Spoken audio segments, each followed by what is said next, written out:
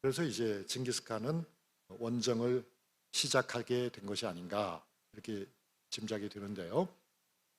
징기스칸은 굉장히 빠른 속도로 정복 사업을 진행합니다. 거기에는 이제 징기스칸 혼자의 힘으로는 불가능했고, 당시 그러니까 대개 한 1200년경에 몽골의 인구는 얼마쯤 될 것 같습니까, 여러분? 그 당시 몽골의 인구는 약 20만 명이었다고 합니다. 그러면 20만 명에서 여성, 또 어린이, 노약자를 제외한다면 얼마나 됐겠습니까? 실제로 움직일 수 있는 전사는 10만 명도 되지 않았을 것입니다. 그런데 이제 이 사람들이 동맹을 맺고, 또 그 안에서 징기스칸은 처음부터 통치자가 아니었죠. 징기스칸의 증조 할아버지가 카불칸이라고 하는 상당히 능력이 있는 지도자였습니다. 그러나 아버지 때는 이미 쇠약해졌고, 징기스칸 본인은 그야말로 자수성가한 인물이거든요. 그래서 자수성가한 인물이 되기 위해서는 그는 동맹을 맺기도 하고, 유능한 사람과 의형제를 맺기도 하고, 또 그 당시에 현실적인 지배자들에게는 충성을 맹세하기도 하고, 그런 여러 가지 방식으로 정치적인 안정을 추구하고 자기의 세력 확장을 꾀합니다. 그래서 이제 그런 다음에는 아주 전광석화처럼 빠른 속도로 정복 사업을 전개했는데요. 1211년에는 그 지역에 있었던 탕구투족을 멸망시키고, 그 다음에는 이제 여진족이 일으킨 북중국의 금나라를 칩니다. 그래서 1215년에는 베이징을 보유할 정도가 되고, 그 다음에 이제 상당한 시간이 흐른 다음에는 송나라까지도 멸망시키는데요. 그때 이 정복 사업을 계속하는 과정에서 징기스칸이 이끄는 몽골은 호라즘이라고 하는 실크로드 선상에 있어서 아주 번영했던 교역국가와 싸움이 벌어집니다. 그리고 이깁니다. 그런 다음에는 이제 서쪽으로 세력을 확대해 가지고 실크로드를 따라가는 것이죠. 실크로드의 서쪽에 있는 굉장히 중요한 세력이 페르시아였습니다. 페르시아도 쳐서 이때 아주 그냥 잔혹하게 페르시아를 파괴하는데요. 페르시아 사람들에게는, 즉 우리가 학교에서 배운 걸로 하면은 이제 거기가 오리엔트 지역이잖아요. 거기는 유프라테스, 티그리스 강이 흘러가는 그 두 강의 사이, 즉 메소포타미아 지역인데, 그 지역은 비가 별로 많이 오지 않습니다. 그래서 결국 비가 오지 않는데도 잘 먹고 살 수 있는 것은 강물이죠. 티그리스나 유프라테스 강물을 끌어서 쓰는 관계시설이 발달했기 때문인데, 그 관계시설을 징기스칸의 부대가 철저하게 파괴해서 그야말로 페르시아 전체를 사막화시켜 버립니다. 그러니까 여기서 보다시피 징기스칸의 세계 정복은 두 가지 특징이 있는데요. 하나는 저항하면은 철저히 파괴한다는 것이죠. 응징을 아주 철저하게 해서 징기스칸의 부대가 쳐들어오기 전에, 즉 몽골 군대가 쳐들어오기 전에 몽골군의 잔악성이 먼저 소문이 알려집니다. 그게 이제 일종의 심리적 테러인 거죠. 그런 심리적 테러를 통해서 감히 저항할 수 없게 하는 거예요. 반면에 이제 그런 테러에 넘어가서 심리적으로 약화돼서 항복을 할 경우에는 순순히 인정하는 그런 면이 있었습니다. 그러니까 잔인하면서도 관대한 그런 일면을 가졌던 것인데요. 이런 질문을 할 수 있습니다. 징기스칸이라는 이름 자체가 우주의 지배자, 세계의 지배자라는 뜻이 있는데, 그럼 처음부터 대제국을 건설할 야망이 있었을까? 같은 질문을 우리는 할 수 있죠. 미국은 과연 1945년 이후에 세계를 지배하는 사실상 유일한 국가가 되었는데 처음부터 세계를 지배할 야망을 가졌을까? 언제부터 그런 야망을 가졌을까? 하는 생각을 해볼 수 있겠죠. 그런데 이제 학자들의 연구 결과에 따르면은 징기스칸은 상황에 따라서 움직이다 보니까 세계를 지배하게 된 것이지, 세계를 지배할 어떤 정확한 플랜이 있었던 것은 아니다, 그렇게 이야기합니다. 즉 역사에서는 우연도 상당히 크게 작용하는 것 같습니다.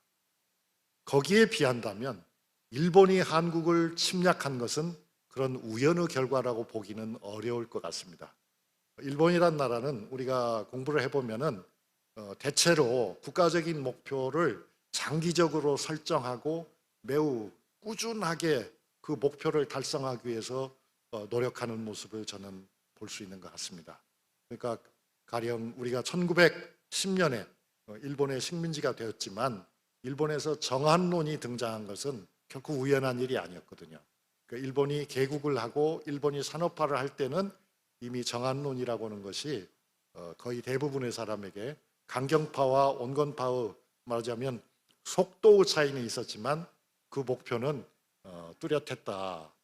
그리고 이제 그러한 그 사람들의 목표라고 하는 것은 어쩌면 지금도 사라지지 않은 것이라고 봅니다. 그러니까 1945년에 일본이 패망함으로써 한반도에서 일본이 직접적인 영향력을 상실한 것은 사실이죠. 그렇지만은 일본이 한국을 직접 간접으로 지배하려고 하는 그런 의지 자체는 아마 사라지지 않은 것이라고 보는 것이 옳겠습니다. 그래서 일본과의 관계를 어떻게 할 것인가는 굉장히 우리가 조심해야 할 부분이죠. 그러니까 일본과 적대적인 관계를 해야 된다는 그런 뜻이 아니고요. 일본과의 관계를 평화적으로 이끌어 간다 하더라도 지나치게 많은 양보를 하고 지나치게 서둘러서 일본과 손을 잡기 위해서 노력하는 것은 그 사람들의 페이스에 말려 들어가는 것이다. 그렇게 생각이 되고요. 그런 점에서는 서두에도 말씀드린 것처럼 지금 현재의 윤석열 정권의 대일 관계는 아주 근본적으로 설정이 잘못되었다. 그렇게 생각합니다. 자, 징기스칸 얘기로 돌아갑니다. 징기스칸은 본래 어떤 그런 큰 꿈이 있었던 것은 아니다. 일본이 한반도를 차지하고 만주에 중국에서 영향력을 행사하려고 하는 장기적인 계획을 가진 것과는 좀 다르다 하는 얘기죠. 그것은 이제 이렇게 볼 수가 있습니다. 일본의 경우에는 산업국가 일본이라고는 프레임을 가지고 있기 때문에 배후, 기지, 시장 이런 것들을 확보하기 위해서 어쩔 수 없이 그들 나름으로는 그런 계획을 세우는 것 같고요. 징기스칸의 경우에는 시급한 문제, 시급한 자신들의 생계 문제를 해결하는 데에 처음에 초점이 맞춰져 있었기 때문에 세계 정복까지 염두에 둔 것은 아니었다고 보는 거죠. 1215년에 징기스칸은 당시 여진족이 중국 북부에 건설한 금나라의 수도, 지금의 베이징, 당시의 연경이죠. 옌칭이라고 합니다만 그걸 점령했어요. 그러니까 징기스칸이 진짜로 원했더라면 금나라 땅 전체를 다 가져가는 것도 큰 문제가 아니었을 텐데도 징기스칸은 몽골로 되돌아갔거든요. 그러니까 약탈의 목적이 있었지 영토를 차지하는 것이 본래의 목적은 아니었던 것 같습니다. 이게 이제 몽골군이죠. 그러니까 몽골군은 여러분이 아시다시피 굉장히 효율적인 군대였어요. 다시 말하면 어떤 의미에서 효율적이냐면 몽골군은 전체가 다 전투병이었어요. 말하자면 몽골군 안에는 뭐 경계를 선다든가 물건을 나른다든가 물자를 구입한다든가 밥을 한다든가 무슨 뭐 다리를 만든다든가 전투의원이 아닌 통신에 집중한다든가 전투외의 다른 일에 종사하는 병사가 따로 없고 몽골군은 처음부터 철두철미하게 정예의 전투병이었어요. 그러면 그 밖의 문제들은 어떻게 해결했냐면 그것을 몽골군은 아웃소싱을 했어요. 이미 그 당시에. 그러니까 말하자면 돈을 주고 물자를 군대가 움직이려면 물자가 필요하잖아요. 물자가 필요한데 그 물자를 사올 사람들은 상인들이었던 거죠. 그러니까 군대를 따라다니는 상인이 있는 것이죠.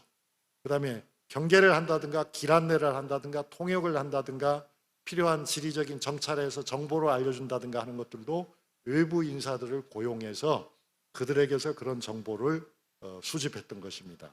그리고 말을 타고 움직이는데요. 여기 보시다시피 지금 말을 타고 있잖아요. 몽골군은 우리나라 역사에도 보면 이제 몽골군이 쳐들어오지 않습니까?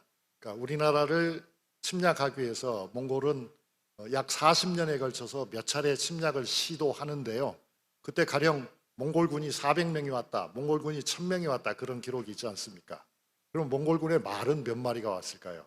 제가 그렇게 물으면 여러분은 400명이 왔으면 400마리가 왔겠지 그렇게 생각하시죠? 그렇지 않습니다. 몽골군은 1인당 말을 적어도 4필에서 많으면 10필을 동원했습니다.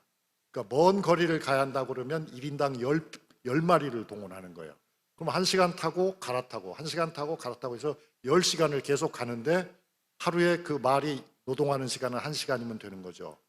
이렇게 몽골군이 효율적으로 침략 전쟁을 수행할 수 있었던 것은 말하자면 당시에 탱크에 해당하는 말에게도 무엇을 선사했기 때문입니까? 휴식을 선사했기 때문이다. 하루에 1시간이나 2시간 이상은 말도 노동하지 않게 했다 그 말이에요.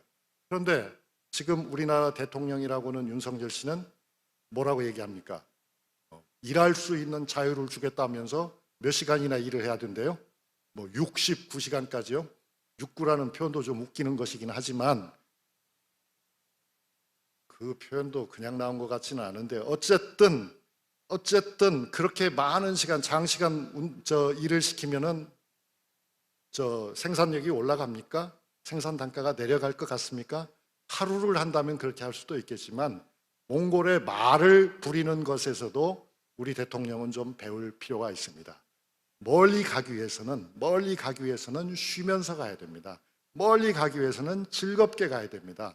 멀리 가기 위해서는 잘 보살펴야 되는 것입니다. 그런데 노동자를 그렇게 함부로 대하면은 그것은 이 나라를 훌륭한 경제 대국으로 만드는데 가장 큰 걸림돌이 됩니다. 오늘 아침에 제가 독일 뉴스를 들었더니 독일에서는 아주 어려운 생산직의 경우에는 앞으로 일주일에 나흘만 일하는 제도를 채택하려고 하는 것 같습니다.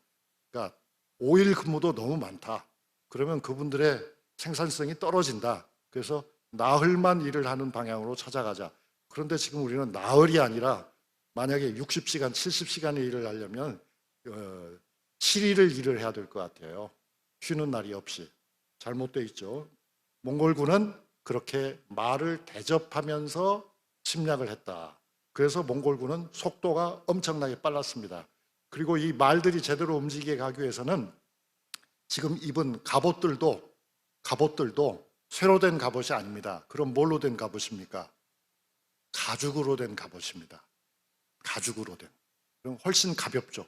가볍고 부드럽습니다. 그러니까 이 몽골군들은 말 위에서도 잠을 자면서도 달렸다 그래요. 이건 뭐 참 믿기 어려운 일인데요. 그러니까 말을 바꾸어서 계속 달려갈 수도 있었다. 필요하면.